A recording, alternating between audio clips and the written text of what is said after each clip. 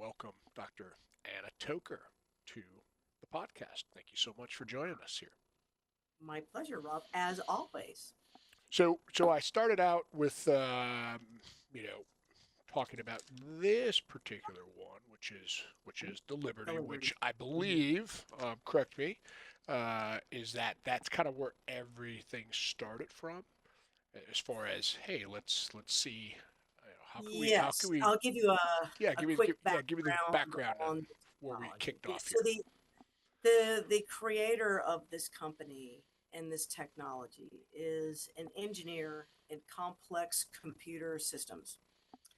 And his mother has MS, and so he's always had sort of this side interest in neurology and neurophysiology. And he kept thinking, for mom, I'm going to figure out when they come up with a cure for MS, I'll be among the first people to know about it. And then I'll bring mom to that doctor. That was always sort of his thought. And so he reads all these, like, just like you and I might watch sports or have some other interest, he reads neurology journals from around the world, especially in the Eastern medicine, because they do a lot of reflexology Right. and acupuncture and all this kind of Eastern medicine. So he reads the Western and the Eastern literature, which is unique because most researchers stick to their silo. They don't Right. really know what other paths of thought are. And so as he's reading along, he starts realizing, I don't know, when you do acupuncture or acupressure or reflexology, you're applying a pressure or a skin sensation to one part of the body, and it seems to be affecting a completely unrelated different part of the body. And so he started following a lot of this type of science in the Eastern medicine. And there was a paper that came out that sort of defined how the autonomic nervous system is what is being tapped into when you do something like reflexology or acupuncture, acupressure. You're tapping into the autonomic nervous system through the skin. It's going from the skin to the brain's transmitting it, a brain signal changes. Right. So he decides, because of reflexology, to see if he couldn't figure out how that worked. And so he purchased a database of EEGs out of Europe. It's the largest data bank of EEGs. He wrote a computer program to interpret the data of all the little squiggles, Yep. and then basically made an easy to see interpretation guide where there's normal. He took all the normal ones, put those in a range, and made those like a green color. So when the squiggles are in that range, it's green. When the squiggles are going too fast, it might show as red or yellow or something like that. So it makes a color coded map based on how quick the electronic signals in an EEG are working. Okay, so he takes that from normal and then starts applying all these diseased EEGs and realizes that there is a distinct normalcy to every organ system in your body, and you can see when it's too fast and when it's too slow. And he started using other people's published research on how to tap into the autonomic nervous system Hmm. to create a texture that he originally sewed into socks, and to see if he could turn off signals back to green for ease of understanding. Right. And so he had socks, and the point of those socks were to improve balance, and this was for mom. Like, the first pair went to mom. Right. Like, he's like, this is not going to cure your MS, but at least you'll have more balance, and they Right. worked well. He started making these socks in high quantities in Canada. He's Canadian, so there was a Canadian company that made them originally, and they sold them to a lot of athletes, really Right. hockey players, Right. since the majority of injuries in hockey are off balance injuries. So they made these socks as athletic socks, believe it or not. So they had older people wearing them, and then they had the young kids playing hockey wearing them. And then, as he says, one night in bed reading, journals, while his wife is trying to sleep. And he reads in a journal and in an article that wound up winning a Nobel Prize, believe it or not, that talks about anywhere in the skin, they have these what are called ion channels. Hmm. And ion channels are the way cells communicate with each other. So just think of them as like little on off buttons, you know, for a light switch, for lack of Right. better Right. words. Each cell has these little channels. And if you send off ion channels at a very particular pattern, it will send a signal to the brain that that's either something bad or that's something good or that's something indifferent. The brain will make a reflex change based on it, and it doesn't matter where in the body that signal is. If it's on a part of sensate skin, it doesn't have to be the feet. Right. This will happen. So that's when he had his aha moment. Wait, it doesn't have to be socks. It could be like just a patch. You just wear it when you want to, right? Patch. Right. Yeah, exactly. Little Right there. Band-Aid patch, Can I see right? it? Yeah. So, and I keep one on my hip, and I'm not going to show you. Turn my hip. But then he also started experimenting in how many other parts of the brain can you tap into. So when you tap into the most rudimentary aspect of the brain, right up the brain stem, the medulla of the brain that's Right. right next to the cerebellum. So you're going to capture both the person's ability to balance themselves, but you're also going to capture the very most central aspect of the cranial nerves, including the vagus nerve and the autonomic nervous system. So that first patch was essentially a peel and stick sock, for lack of better words. And it is designed as almost like the control alt delete for crazy brainwaves. It just gets everything back to normal. Now, the second you take the patch off, you go back to Looney Tunes if that's what it is. But so if your balance is off, when you put the patch on, you can see an EEG change within 10 seconds, 5 to 10 seconds. And the patient can demonstrate an improvement in their balance and spatial perceptions while wearing this patch. You take the patch off, wait 10 or 15 seconds, the effect is gone. So it's not a placebo effect. You can demonstrate it with the EEG and you can demonstrate it with a physical exam, essentially. So now he's taken that concept and expanded it to other aspects of the autonomic nervous system. So Right. there's one for anxiety, there's one for focus, there's one for skin circulation to give you kind of a glowy skin. There's one for men for testosterone, erectile dysfunction kind of a thing. Women are too complicated. He said more than one patch would be required. But for men, it's just one pathway. So if there's one pathway, you can buy a patch, stick it on your skin, and improve it. Now, if you're someone who, let's say, for example, he has one for sleep. You wear it at night to sleep. It's not going to make you sleepy. You could wear that patch and walk around. It's not like you're drunk. You're not going to feel off kilter. If you're someone who doesn't struggle with sleep, you're not going to recognize that this patch has helped you anymore. If you're someone who's down in caffeine right before you go to bed, this patch is not going to override a chemical. Right. But if you're someone who just kind of struggles to fall asleep, nightly use of this patch over the course of their study was a 2-week period of time. If you wear it every night for 2 weeks, you'll find you go to bed 30% quicker and you sleep 30% more soundly. And so it's like a chronic use and it reorganizes the pathways in your brain that are responsible for sleep. So that's just the sleep example, but it happens in all these other pathways. He has a pain patch. I don't know if you saw that paper, but I did. so it's all the same. Yeah. So 80% of people's chronic pain comes from the central aspect of your brain and the amygdala and this constant rumination over ouch that hurts, ouch that hurts, and this patch just tells your brain Kind of. to stop to chill, stop that constant rumination over your pain.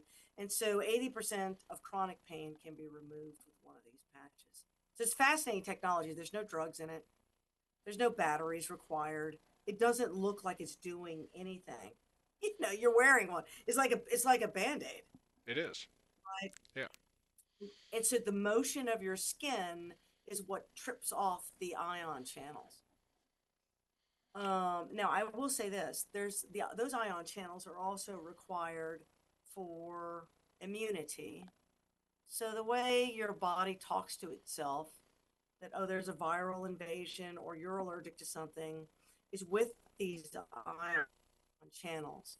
So he does have a patch that will improve your brain's control over the immune system. It's called the Defend patch. And so that's the kind of thing I travel with This one right personally. here. Because it'll keep you, yeah, it'll kind of, like, it's not antibiotics. Right. You're not going to cure TB with that, but it will optimize your immune system. So when you're traveling, you're less likely to get like some form of airborne illness when you're traveling. The reason I bring that up is not just because that's a cool fact, and he has a patch, but if you've got a patch that's stuck really well to your skin and you just rip it off like a band-aid, it will cause a cellular immune response that lasts for days. And I don't know if you've ever gotten one of those hickeys from one of these patches. It's one of the complaints that people will have about the patch. They'll take a patch, especially the sleep patch, Hmm. because it's stuck on for 10 hours and you wake up and you peel it off. If you peel it off too quick, you'll trigger a whole bunch of ion channels you didn't mean to, and it will call the immune system into the area and what can cause a little bit of a rash. That's not an allergic reaction. That is a bazillion ion channels all going off at the same time because you ripped it off your skin.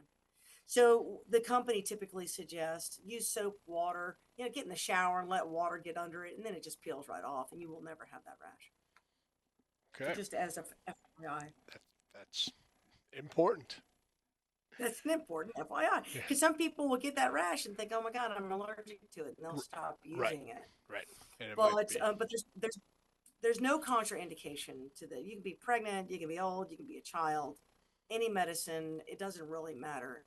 This technology, if you can feel in that part of your skin, it can work. For the NFL, he has an athletic patch called the Victory Patch. He puts actually in the mouthpiece for football players and in the helmets that touch their. You just need the smallest little piece of skin that has sensation, and it will send the signal to your brain.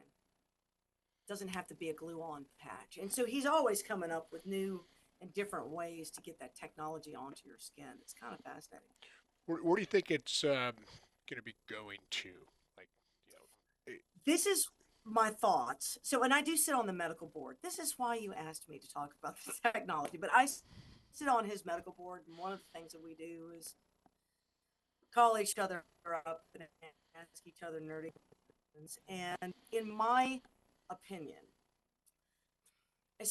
both Eastern and Western medicine, to be honest with you, is very reflexive. A person comes to you with a disease, and then you offer a medicine, a poultice, an herb, a tea, whatever. And so it's funny because the Eastern guys complain about the Western guys writing prescriptions. The prescription guys complain about the Eastern guys, ringing bells and shining lights in people's eyes. But that philosophy of waiting for people to get sick is consistent in medicine, which is why there probably are no healthy people. So the whole point would be, as a doctor, wouldn't it be nice if disease did not exist? And so it is possible for disease to not exist if you could do a couple of things. One would be to control the toxins in your environment. Now, that is very difficult to do. The second would be if you could control the human microbiome, which seems to be responsible for all human disease. And then if you could take the brain, which we use 5 to 10% of maybe, and keep it in a position of neutrality so it doesn't get off center. Jay, the owner of the company, sent me a paper the other day, which is kind of deep in the weeds, but it was interesting because, and obviously the person who wrote that probably does not know about his technology. What is interesting is a lot of these PhDs around the world, he would physically call, email, write, go visit in person, and without exception got kicked out of every single office because he's an engineer. He's not a neuroscience. He's not a doctor. He doesn't have a PhD. He's an engineer. They blew him off completely. They may not even know this technology exists. But so they were positing in this thing that, interestingly, the autonomic nervous system can control all organ systems. Well, of course, Jay has already figured that out. This paper also said, interestingly, the EEG in disease states is different, and you can diagnose disease with an EEG. And of course, Jay already knows that. So I think the first thing that potentially will happen is that physicians or even kiosks at Walgreens could put a little helmet on you, figure out which neurologic system was out of whack before a symptom even showed up. Because as it turns out, these EEG waves occur to compensate for a disease process before you, the patient, can really recognize the symptom is there. So I think the first thing is you might have in airports and Walgreens, just like they got blood pressure cuffs Right. and little blood sugar sticks. You might even have a watch that does this, or a little baseball hat, whatever, because the mobile unit that he uses to demonstrate the effects is not that big. I don't know how much it costs, but it seems like step one would be diagnosis at an early state before damaged tissue occurs. Right. That would be ideal, right? The second thing is, could you possibly, after finding that area and getting it back to normal, could you potentially permanently control a person's microbiome? When the microbiome has been that's the bacteria in your intestinal tract, which, as it turns out, is probably in control of the origin of most diseases. So if your microbiome is not functioning properly, you've exposed yourself to a certain amount of diseases, and they can demonstrate that. They can give diseases to people through fecal transplants, which is why now that's so tightly regulated. You can prevent diseases with fecal transplantation. That's the microbiome. So we're working currently on a study to figure out exactly what texture would one need for the brain to talk to the microbiome, and to know that he's going to do a study where we run parallel EEGs with people with microbiome, and you can physically test the microbiome. Right. So once you've mapped everyone's microbiome and then you correlate that to an EEG, he ought to be able to figure out with he's the only guy who knows how to do this. Everyone else is guessing. He's figured it out. He knows it, and he won't tell anyone how he does it. It requires 2 supercomputers, but he's been able to figure that out, and he may be able to know, look, based on this you could send in a stool study. And he might know instantly, I can guarantee this person has this problem based on that stool study. Here's the patch for you to fix it. So it goes kind of into the brain gut parallel. Right. Connection. So I think it has the opportunity, which is one of the reasons why he will never sell his product. Like, this represents an enormous threat to the pharmaceutical industry, because there may not be any medicines required going forward, right? So if you could do that, this is an over-the-counter that's not going to injure you. Like, if you took grandma's blood pressure pills and took all 30 of them, that might kill you. But you could slap 500 super patches on your body. It's not going to change anything. Right. One patch is all it takes to get you into normal. So it's a safer platform. The mentality is find disease early before there is disease. Once there's diseased tissue, what can a patch accomplish, right? Right. It's not gonna replace your surgery. It's not gonna prevent your cancer. What you're trying to do is figure out where in the disease process can you intervene so that you're less likely to need an operation, get a cancer, get a metabolic disease, an autoimmune disease, et cetera, right? So I think the future of the technology is going to be that, and then that puts everyone's health in their own hands. And in an era where most countries spend half of their tax dollar income on healthcare dollars, yet people are sicker than they've ever been. Right. Doctors my age are retiring, en masse because we just don't get paid to do what we do for a living. And they're really not training the young doctors. I mean, I just saw they want to shorten medical school to 3 years and do like a 1 year residency program. You're not a doctor at that point. You've gotten like that's crazy to me, but that's what they're doing with your healthcare system. So I highly suggest not waiting until you get sick to intervene. And this You'll is, wind up, yeah, they'll get to a point where they just send you home to die. And that's what they do in some socialized countries, to be honest with you. So I'm excited about the technology in that regard because I think there's a lot of future, as simple as this stuff is, it's so highly complex. right. Your brain does all the work. It's fascinating. It's like alien tech. I'm convinced he was abducted by aliens. He says he was not. I'm convinced he was. That's great. So, what patches do you currently align yourself to? Because I think that's the biggest thing. And you made a statement is that if everything is correctly aligned, you really aren't going to see any benefit from it. Right, correct, exactly. You know, Right, so I'm a pretty happy-go-lucky person. So he's got a patch for depression called Joy yep. that helps people with depression. I could wear that. That is not going to change anything in my life.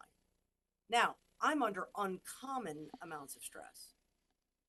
And like in a lark and in an experiment, someone asked me to wear a continuous glucose monitor. So I bought like a year-long membership to have one.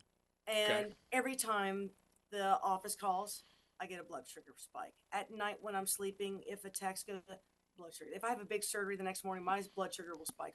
Stress is my problem. So I use a peace patch. That's the one I am wearing right now. I'm wearing two right now. One is a Liberty patch because that's your brain's central microbiome. If I truly believed that gut health is the source of all health, and I do, and in fact, Hippocrates believed that. Basically said no manner of brains is worth a good set of bowels. Like he knew 4,000 years ago that the number one way to have a healthy person is to have a normal and healthy digestive tract. Now, if he knew that 4,000 years ago, why have we kind of forgotten that? But so I wear a Liberty patch Okay. because it's good for vagal nerve stuff. I also have an autoimmune disease which affects my joints and a little bit of my balance. So I want that for my balance. And then I wear a stress peace patch and on my blood sugar monitor, if I've got those two things on, I do not have the crazy blood sugar spikes unless I eat something that's high in sugar So you or find that wheat. that has calmed your spike. A lot, yes. That calms a lot of things down. It helps me maintain my muscle mass. I'm trying to get into shape. I'm trying to get rid of some of this, arthritis situation. And for 2 years, I wasn't able to do any exercise. But between the the freedom patch, which is for pain, so I wear that when I'm exercising, so I can get like work that joint. My liberty and my peace. I mean, honestly, in the last 3 or 4 months, it's made an enormous impact. It doesn't happen overnight, obviously, because the human body doesn't turn on a dime. Your EEG will turn on a dime. The stress patch EEG looks the same when you wear it as if you took someone who's just been meditating professionally for like 6 hours. So if you took a Buddhist monk who's been meditating all day long, he can actually calm his EEG down, and you can do it in 5 minutes with a piece of plastic. So for me, I like the peace patch because it definitely makes me feel more zen. I'm too ADD to meditate. So for me, I find that to be You'd have to go the back best for one. more school to learn how to I meditate. can't do it. No, I can't do it. I know. So peace patch for me, baby. To me, that's the money. And I have told Jay, peace patch is the money, and it's doing much more than just alleviating the stress. because when you combine a Liberty patch and a Peace patch, those two things, both the adrenal axis and the brain, both directly control gut health and the microbiome. So, in my opinion, somewhere in these two patches, and maybe he may or may not have the technology to find the third puzzle piece, but his microbiome study, I told him those are the two patches that he needs to apply to see if that doesn't affect the microbiome, because in my opinion, it's going to. So, do you think that the victory patch has some of that balance, some of Yes. that performance? Um, how do those intertwine, right? Because people are Yes, gonna. they're very similar. So the Liberty patch and the Victory patch are very, very similar. The Liberty patch seems to hit a lot more of like the parasympathetic autonomic nervous system, Okay. whereas the Victory patch has a tendency to hit more cerebellar. So the original socks actually hit both of these pathways. So from I'm sure, and he would never say this, but I am sure from a marketing standpoint, why hit two when you get two different products out of it? I'm sure that's what he's thinking. But basically, the original socks were both. Okay. And but the peel, but you can't get those anymore. So the Right. socks don't exist Right. anymore. So it's these two. If you're out playing football or rugby or hockey, you're not really interested in gut health at this moment, right? So Right. you can put that one aside, Right. get the full spectrum of the athleticism. Like that is, I mean, the NFL players, Olympians, professional golfers, I mean, name a professional sport, they are all wearing these patches. Collegiate D1 athletes who want to be professional athletes are all wearing these patches. It improves their rate of speed, their rate of recovery, their reflex, their timing, and it just your athletic ability can be ramped. I mean, by 20 to 30%. And so there's a study coming out of University of Arizona where they use the football team as guinea pigs to physically demonstrate how this works on a football field. A lot of their other sports are just with regular people kind of doing exercises. Sure. So they took an entire football team at University of Arizona. These are top D1 athletes and put them through the rigors to see exactly like you've got a prime athlete. Now slap this patch on. Now what does it do? Right. And Yeah. so that paper hopefully will be coming out. And I don't know the results of that, but that paper will be coming out hopefully sometime real soon. So it is interesting that some older people who have mobility issues, usually you would think, look, Liberty Patch, it's going to get you a little bit of your brain, a little bit of your balance. And so I always start old people Liberty Patch. My mom, I got her on a Liberty Patch. But some of these people who truly are struggling with athleticism might actually need a victory patch Sure. because they're trying. I mean, to them, getting out of a chair might be this Olympic event. Hmm. So you kind of have to, from a clinical standpoint, you kind of have to play it by ear. The danger of lay people using the patches is they try to associate, oh, if I have this disease, can I use this patch? It's not really disease specific, it's more of a symptom specific issue. And a lot of symptoms are as the result of multiple physiological processes that could be wrong. So the company has to be very cautious with what claims it allows people to make. I mean, it's not going to, it doesn't replace your doctor. Right. It may not replace any medicines, but you know, he's got one that actually will lower your A1C and he can't bring it to market because that claim is not allowed by the FDA. So all of his patches are FDA registered. They're not medicines, so they can't approve a non-medication. But it's a medical device like K-tape or an ACE wrap or Sure. braces and whatnot. These are FDA cleared devices, and so all these devices are FDA cleared. The one that truly he's done the study, and it lowers your A1C. So in other words, it helps maintain blood sugar control. He can't bring it to market for that indication because that indication is so tightly controlled by the FDA. So throw in So, something else in it in the mix, right? well, that's exactly right. And I think at one point, I am sure he's got collateral studies right now studying people. Throw the shit on. Tell me what else. What else does it help? That's right. You That's know, right. and then you can set. You know, it's interesting because I'm developing a blood sugar stabilization product that's an herbal supplement, and we will be able to say something to that effect on this herbal supplement. And so I find it fascinating. He's not able to say that on his product, and I don't know why. It has something to do with FDA regulations. And of course, he's in the crosshairs of pharmaceutical companies that have already offered him $1 billion for his technology he refuses to sell. So he does not want this in the hand of pharmaceutical industry because they'll box it and no one will ever see it. That's right. He's like, this Put is a on the cheap shelf. answer for everyone around the world. You know, there's small countries with no money, people living in tiny little villages who do not have a pharmacy and no access to medicine. This doesn't spoil, it's easy to use, it doesn't cost much money. You know, it's like, so this is a way to disseminate health to the masses.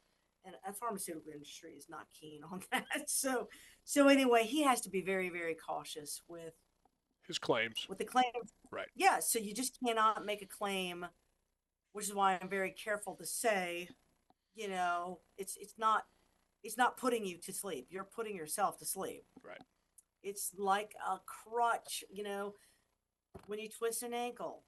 The crutch didn't heal your ankle. It just supported your weight while your body was healing the ankle. This is the same concept, except it's a neurologic crutch, for lack of better words. I don't know how else to say it. And you're not.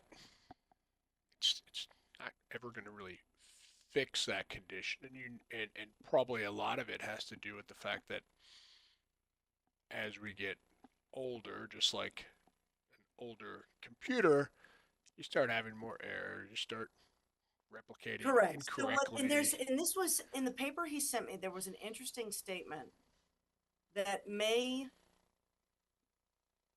reverse my concept on fix something, because the brain has something like there's homeostasis, which we talk about where everything is in balance. Right.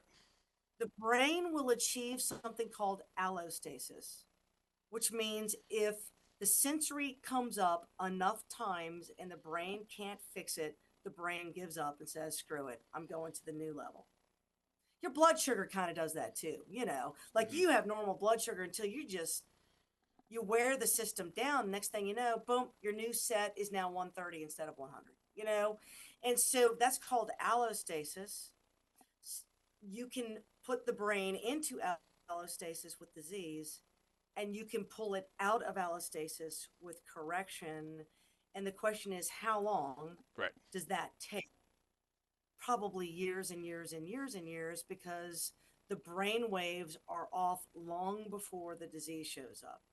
Sure. So my suspicion is if you wore this patch for 10 years, there is a possibility, in theory, based on that one paper, I don't know, maybe that would happen, but you'd have to wear it 24/7 for a decade, probably, for the plasticity of your brain to get to where it doesn't need the tickle anymore. Right. If I had to make a guess.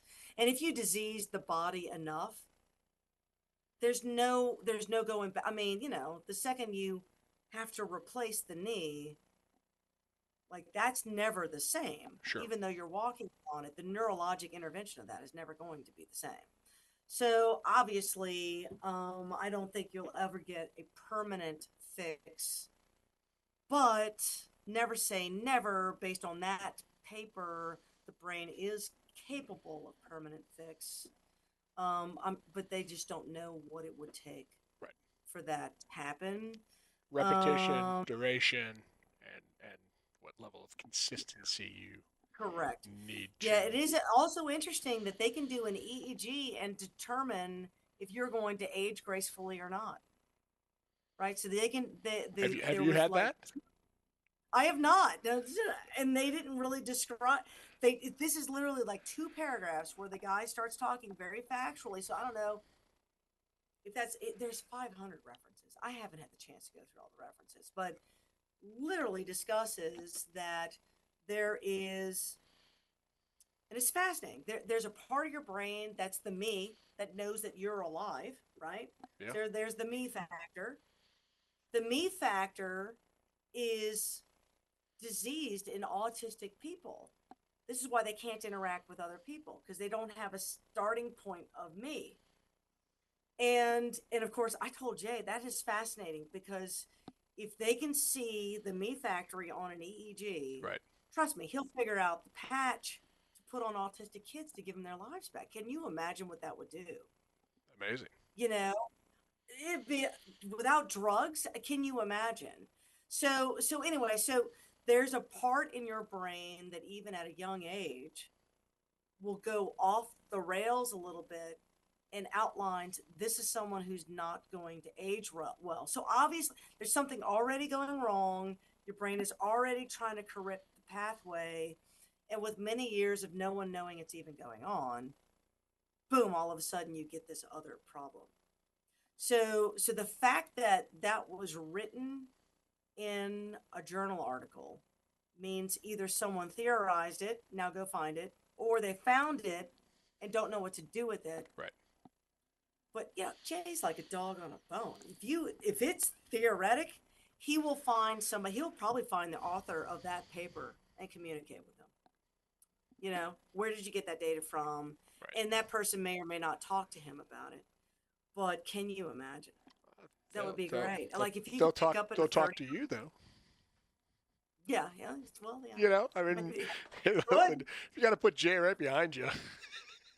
Right. Jay be like the recent presidential debate where you have one guy staring off into space and messing with her and getting voices from beyond. I could just put Jay right there in my ear. That's it. And then know what to say, know how to answer my questions. Exactly. Right. And I'll ask the questions of it. Easy. We'll figure it out one way or another. Yes, exactly.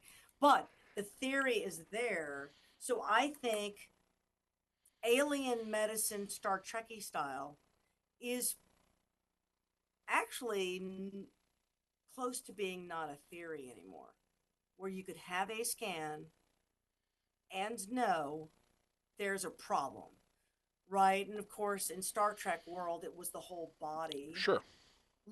Looking for a diseased body process, and it's probably not going to be that. It's going to be up here, or it's going to be a poop test from a microbiome. Right. It's going to be one of those two, or a combination of the two, if I had to make a guess.